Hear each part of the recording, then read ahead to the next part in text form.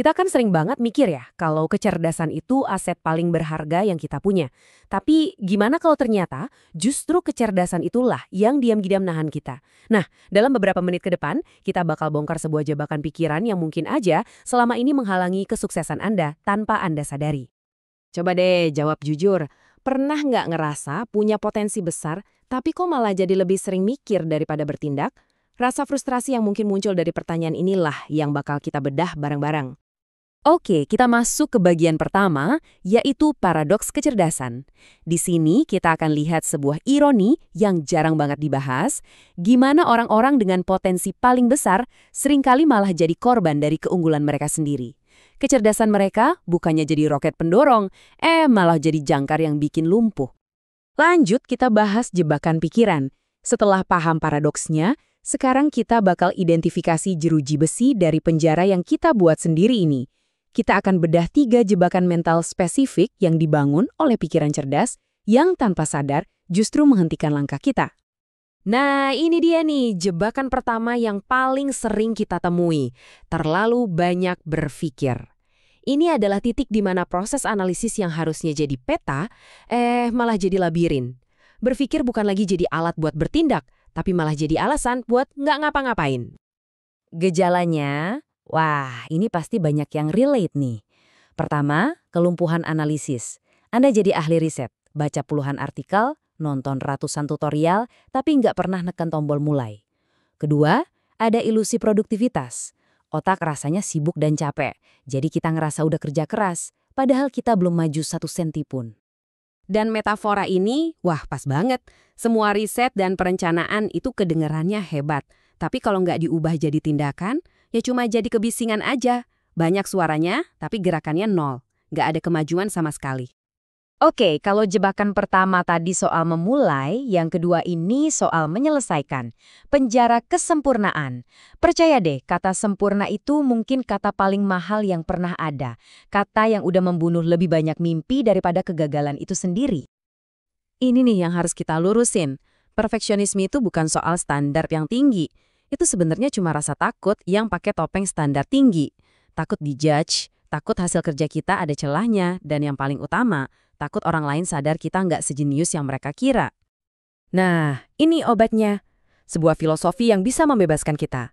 Sementara kita sibuk moles detail kecil biar sempurna, orang lain udah maju, udah bikin kemajuan, dan udah dapat hasilnya. Ingat ya, selesai itu selalu lebih baik dari sempurna. Selalu. Jebakan ketiga ini, mungkin yang paling ironis dari semuanya. Kutukan pengetahuan.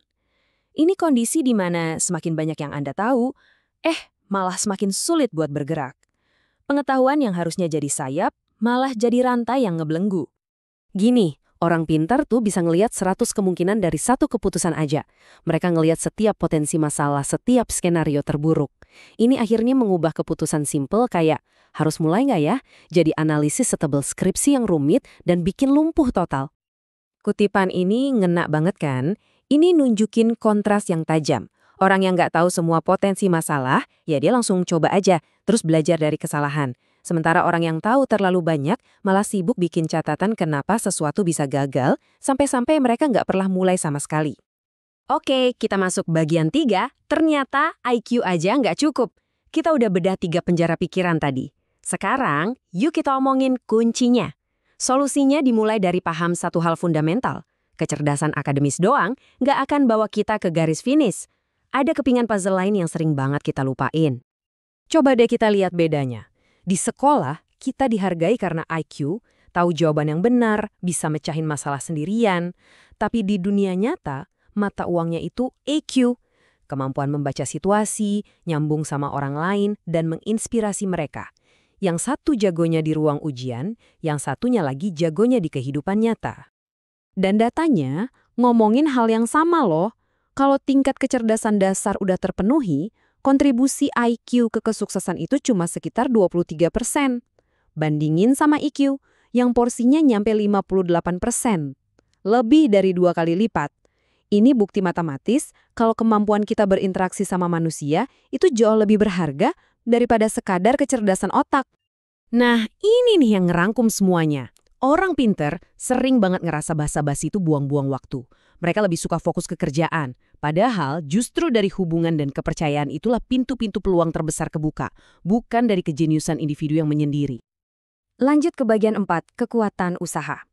Jadi kalau bukan cuma IQ atau EQ, terus apa dong? Disinilah kita nemuin sebuah formula simple yang jadi inti dari kinerja yang sebenarnya. Sebuah persamaan yang misahin antara orang yang cuma punya potensi dengan orang yang beneran berprestasi. Dan inilah dia persamaan eksekusi. Kinerja itu sama dengan bakat dikali usaha kuadrat. Coba perhatiin baik-baik bagian terakhir dari persamaan ini. Betul, kuadrat. Ini adalah variabel yang paling penting. Secara matematis, usaha Anda itu dihitung 2 kali lebih berpengaruh daripada bakat bawaan Anda. Inilah kenapa banyak orang cerdas mandek. Mereka terbiasa bisa lolos cuma dengan bakat, jadi otot usaha mereka nggak pernah benar-benar dilatih. Artinya, dalam praktik gimana? Gini, orang yang tiap hari muncul dan berusaha, meskipun hasilnya biasa-biasa aja, pada akhirnya akan selalu ngalahin si jenius yang cuma muncul sebulan sekali pas lagi dapat ilham. Konsistensi itu rajanya. Oke, bagian terakhir nih, yang paling penting. Membangun sistem aksi Anda. Kita udah tahu masalahnya, kita tahu formulanya. Sekarang, ayo kita ubah teori ini jadi tindakan nyata. Ini adalah rencana konkret buat mengubah potensi Anda menjadi kekuatan. Jadi, ini tantangan 30 hari buat kalian. 3 aturan simpel. Pertama, mulai sebelum siap. Rasa siap itu cuma mitos, jangan ditungguin. Kedua, lakukan dengan buruk. Kasih izin ke diri sendiri untuk jadi pemula dan bikin kesalahan. Ketiga, buktikan kalau aksi itu lebih hebat dari niat. Catat setiap tindakan kecil yang kamu lakuin buat ngelatih otak kalau kemajuan itu datangnya dari melakukan, bukan cuma merencanakan. Jadi, sebagai penutup, saya mau kasih satu pertanyaan buat kalian. Lupain soal sempurna, lupain semua analisis. Coba pikirin, satu hal aja, sekecil apapun, yang bisa kalian mulai lakukan besok, meskipun kalian tahu hasilnya nggak akan sempurna. Karena disitulah kekuatan sejati dimulai.